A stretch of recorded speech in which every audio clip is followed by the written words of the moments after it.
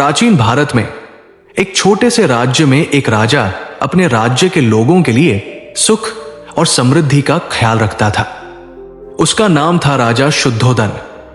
राजा शुद्धोदन का जीवन सुख शांति से भरा हुआ था, लेकिन उनका मन हमेशा असंतुष्ट रहता था।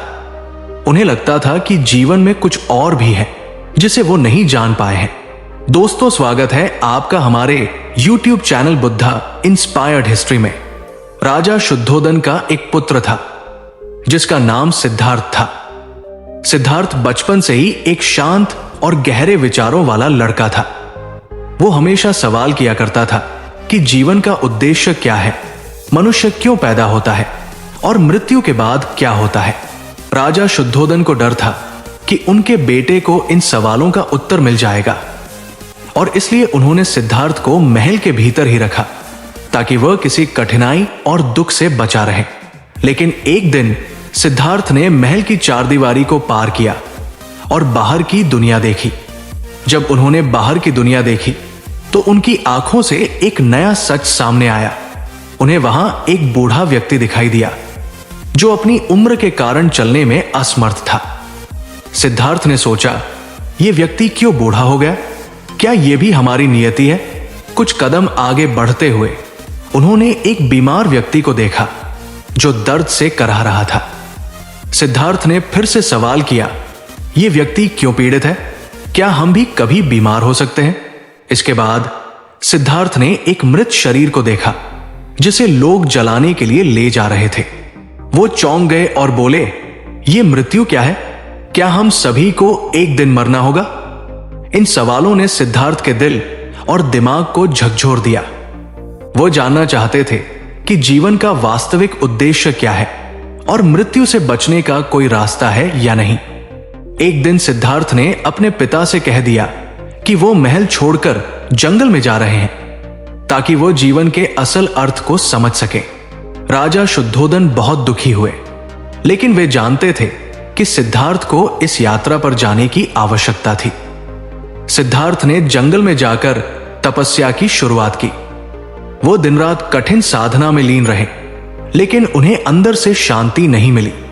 उन्होंने अपने शरीर को कष्ट देने के लिए सभी प्रकार की कठोर तपस्याओं को अपनाया, लेकिन उनका मन शांति की खोज में था, न कि पीड़ा में। एक दिन सिद्धार्थ ने सोचा कि इस सब का कोई फायदा नहीं है। तपस्या और आत्म पीड़ा से शांति नहीं मिल सकती। उन्होंने अपने शरीर को आराम दिया और एक स्थान पर ध्यान करने का निर्णय लिया। यह स्थान था बोधि वृक्ष, जहां उन्होंने ध्यान लगाया और सत्य की खोज में गहरे ध्यान में लीन हो गए। सिद्धार्थ का ध्यान दिन रात चलता रहा और एक दिन उन्हें अपने भीतर एक अद्भुत अनुभव हुआ। उन्होंने महसूस किया कि हर चीज बदलती रहती है और जीवन में स्थायित्व नहीं है।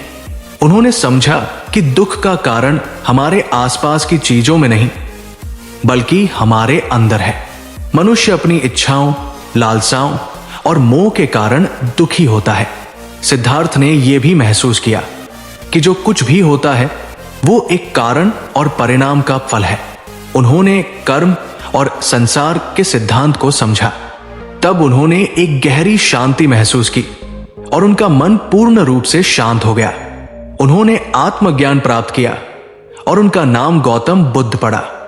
गौतम बुद्ध ने अपने अनुभवों और ज्ञान को सभी के साथ साझा किया। उन्होंने बताया कि जीवन में दुख होगा, लेकिन उसे कैसे कम किया जा सकता है। उन्होंने 4 आर्य सत्य और 8 मार्ग का उपदेश दिया।